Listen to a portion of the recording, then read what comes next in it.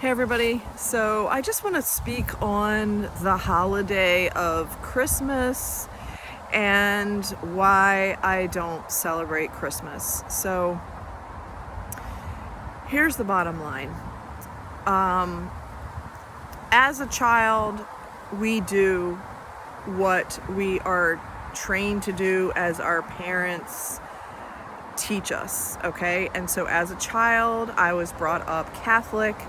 I was brought up, celebrating Christmas. I was brought up with, all of the Christmas traditions of Christmas Eve, opening up 1 or 2 presents, having a Christmas tree, having lots of presents that we would get during the year. And it was a day that obviously me and my brother looked forward to get these presents. And my parents had taught us about Santa Claus, and so the whole idea of putting and hanging stockings near the chimney to receive other gifts in our stockings, different types of, quote, Christmas foods, Christmas celebrations, going to different family members' houses to celebrate Christmas, and then the whole thing of receiving more presents at other family members and more gift giving. When my father was in the choir, singing and doing the bells for the cathedral choir, we would go to the candlelight service on Christmas Eve, which was very beautiful, and we would sing the musical Christmas carols and the musical spiritual songs that the cathedral would sing. Now, that is as a child, okay? As an adult, there were times when we celebrated Christmas, but based on how the family was changing, my grandmother died, the family didn't always gather together in one spot, we became more scattered, people were going here or going there. The point is, there was a lot of driving from here to there, and then you had my mom's family and their side, and then you had my dad's family and his side. So there was a lot of driving around as a kid, and then later as an adult. When I had my own car, there was more of I'm only going to select to go here, I'm going to go for this much time, and then generally I was hanging out with my friends.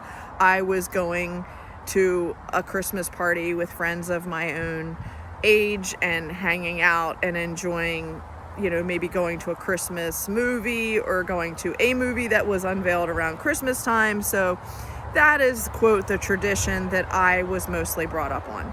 Now, when I discovered that the Holy Spirit was leading me into a period of Seventh-day Adventist, and at the time I was full vegetarian, vegan, and I started practicing the Sabbath on Friday night at sunset to Saturday at sunset, I started to become aware that other Christian church groups such as Seventh-day Adventists, they did not participate in holidays. They did not participate in Christmas or Easter. They did not celebrate the way that the world mainstream celebrated. And so again, as I participated and became a part of that church, I followed in that custom.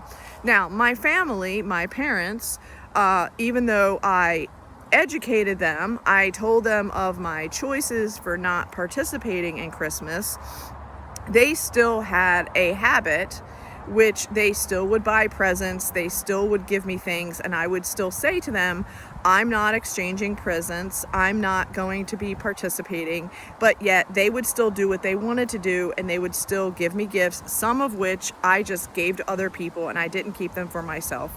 So, and some things that I did keep, and this is just the way that I have done it. I continue to say that I'm not participating. They continue to want to participate. I state my position again, and they don't usually honor it. Now, as far as celebrations, festivities, I'm just going to call this portion idolatry, just visual reminders or what have you. I myself, in many of the years of me having my own apartment, and I just didn't feel the need to go through this whole ordeal of having a Christmas tree or going through all that. I would have been preparing food for different holiday events, but I was not one to go out and buy my own Christmas tree of that type of expense, or the management of it. It's just not something that I was interested in. So over the years, again, as a yoga teacher, I received many gifts from my yoga students, and some of which would have been an ornament for a Christmas tree, such as like an idol of like a little ceramic thing of a yoga teacher, or something that had yoga related to it that I would receive as gifts. And again, I accepted the gifts, I appreciated the people who gave them to me, and most of the time I gave them away to Goodwill, or I gave them to somebody that was really into it, because again, I didn't have a Christmas tree. It's not something that I really was participating in. Therefore, I didn't have a need for that extra clutter. Now, as far as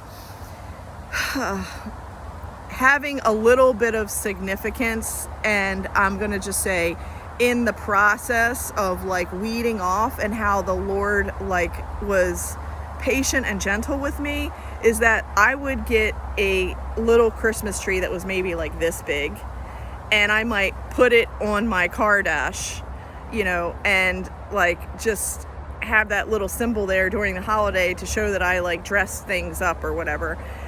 When my parents would be like, do you want me to get this or that? And I would just be like, I have my decoration, and they would kind of like laugh at me like I was making a joke. But the point was, I was trying to stop it from becoming more of a clutter thing. Now, as a professional ballet and modern dancer from age 3 all the way up until my adult years, my father had a, let's just say that he liked the Nutcracker, and because I performed in the Nutcracker, he had a habit of buying me all these Nutcrackers. So I had this huge collection of different types of Nutcrackers, because as a child, he would buy me one each year. Now, at some point, I don't remember when or which apartment I was living in, but somebody stole the collection and I didn't have any more. And then recently, a couple years ago, my father found a ballerina Nutcracker and like another Nutcracker king that looked like the traditional, image. And he bought me, the set of like the ballerina and whatever. And that's something that I still have somewhere. Maybe it's in storage. I don't know. I don't know where it is. It's not like I pay homage to it. It's not like I have it on display all the time. It's somewhere. I don't know where it is. And that's meaning like after all these years of like, moving here and there, like honestly, I'm still going through stuff. So my point is, parents are going to do what they do. And by, respecting them and saying thank you, and I accept the gift, and then it usually just stays hidden, and I'm not really into all of that because it's just something else to dust and clean. And honestly, I don't like cleaning and dusting, so it's just a knick-knack that I really don't want. Last year, I saw the most adorable little ornament. It was like probably like, a triangle size, like maybe this big, and it was the manger, and it was like focusing on Jesus's birth, and it was really cute. It was probably an ornament, but I thought it was like a significant, like, oh, I want to remember when I look at this, like this is what Christmas is supposed to be about. It's supposed to be about Jesus. But the bottom line is, it wasn't until I was really exposed to Michael Rood Awakening, and he really laid it out historically about what Christmas really is, how Constantine created the holiday around other holidays of other gods such as Moloch and, like other gods that are pagan gods. And once I saw that video and I like understood then how Christmas was really a season about the whole presents were about being presents to this god Moloch, and putting up your child sacrifice as an homage to this god. And once I really understood what all that really meant, and that's what the deception is that nobody really understands about, for me it was like, I don't want to participate. Now again, I have communicated to my parents that I'm not celebrating Christmas. I've communicated to them that I'm not buying presents. And again, I can't make them understand what I understand or what I believe. I can only keep setting the boundary and saying I'm not participating. So it really is to each individual the karma that they're going to, I'm using the word karma, but the consequences that they are going to receive based on their behavior. Okay, now here's the bottom line. Something that people will argue all the time is they will talk about the music, and they'll say, but it's music about Jesus and it's music about Santa Claus. What's wrong with that? And it's, festive music that you should be jolly and happy and blah, blah. And the point is, I know. I mean, I get it. I understand. I've spent most of my life indoctrinated in this whole Christmas spirit, this whole buy gifts and guilt trips for not buying enough, and this whole materialism thing that to me is what it really feels like. And I know that some people will really, again, talk about the songs and about how the music is beautiful. And don't get me wrong, some of the songs are truly beautiful, and I think that they really are intended to pay homage to Jesus and to pay homage to, his birth. But when you really do your research and you get into the Bible and you start to let the Holy Spirit lead you and guide you to other resources as well, you start to understand that, Jesus was not born on December 25th. That is not true at all. And so why would I keep paying homage to a birthday that isn't even real and isn't even true?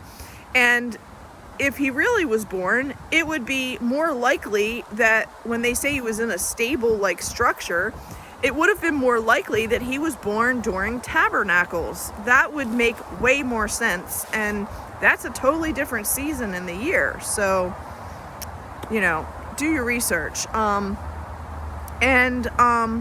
So what I'm getting at is, are there nice songs, and are there nice traditions, and are there nice festivities that are around tree lighting and gatherings and music and all of that? There are, and for many years I participated in those things because I didn't know. But then when my eyes were opened and I was shown where these holidays are really homage to other gods and evil spirits, then I don't want to participate, and I don't want to be judged for following the blind when I now know the truth. So I don't want to participate. Now, on another note, I want to talk about Hanukkah. Now, there is a menorah candle that has 7 branches, and then there's another menorah candle that has 9 branches. And when you really read about the fact that Jesus was from the Nazareth branch, and then you understand the significance of the number 7, which is God's favorite number, and the 7 branch menorah, but then you understand the celebration of Hanukkah, which is a celebration of the 8 days that the covenant of circumcision for a Jewish male boy to go through, and those 8 days, and then another day for the holiday of Hanukkah. So, and I think I'm saying this accurately, and if I'm not, please correct me. But the gist of it is that the candles are to represent the Messiah's coming. Now, the Jewish people, in terms of Jewish Orthodox, they don't even recognize Jesus as the Messiah. So that's where they're still wrong, okay?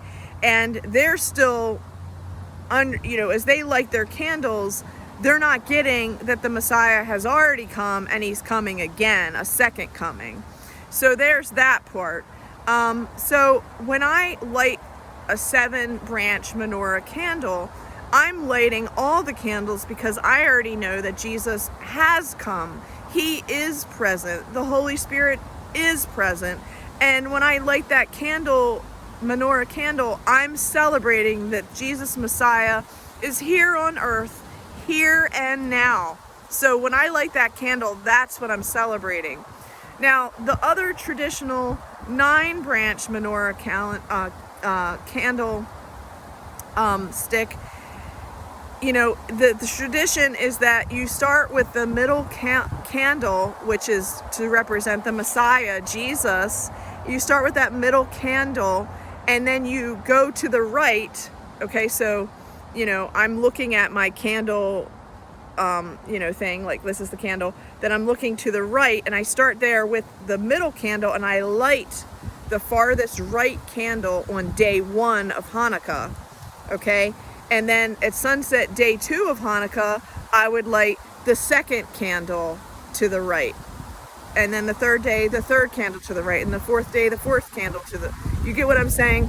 So the point is, tonight, when I light my candle on that 9-branch candle thing, I will light the, I think it's the 4th night tonight. So that's where I will light. So the point is, I'm doing it in honor of the Bible and the biblical significance of the 8 days of Jesus, as a baby before he was circumcised, and he was given his name, Jesus, Yeshua, Yehoshua, Joshua, all of those names, which means salvation, the one who saves. So Jesus's birthday, in that significance, and me lighting the candles is for that significance. Now, again, if I'm doing a practice that God doesn't want me to do, then I will be led out of that practice. But for now, the Holy Spirit was guiding me to get these 2-branch candles to understand that significance in the Bible, and for me to light the candles to understand that significance. Now, whether or not I do this all the time, or if I'm just doing it this particular year, is yet to be determined, because I'm letting the Holy Spirit lead me in my own understanding of who Jesus is, what the whole celebration of Jesus's birth is all about, and to understand and bridge the Jewish part and the Christian part together, the Judeo-Christian part, in a biblical format of what the Bible is telling us and what the Bible is teaching us. And that is what I am interested to continue to explore. So I'm not interested in Santa Claus and stockings and Christmas trees, because it's paying homage to another God, not Jesus. And I'm not interested in, the outward, let's just say the outward things of Hanukkah, and maybe some of the newer traditions that the Orthodox Jewish people have brought into play, that, again, I'm not participating in those things that are very merchandise oriented or just gift oriented. I'm listening to what the Bible teaches, and that's where I'm learning from. So I encourage you to do the same, to do your own research, to let the Holy Spirit guide you in your understanding of who Jesus is, who Yeshua is, what this timing is about, and to explore, let God reveal himself to you in his word. So I'm just going to leave it there. I hope that you do enjoy your time with family as you gather together and as you assemble together, and at the same time that each person has to come to their own agreement of what feels comfortable to them. So I continue to extend peace be with you, and have a good evening, everybody.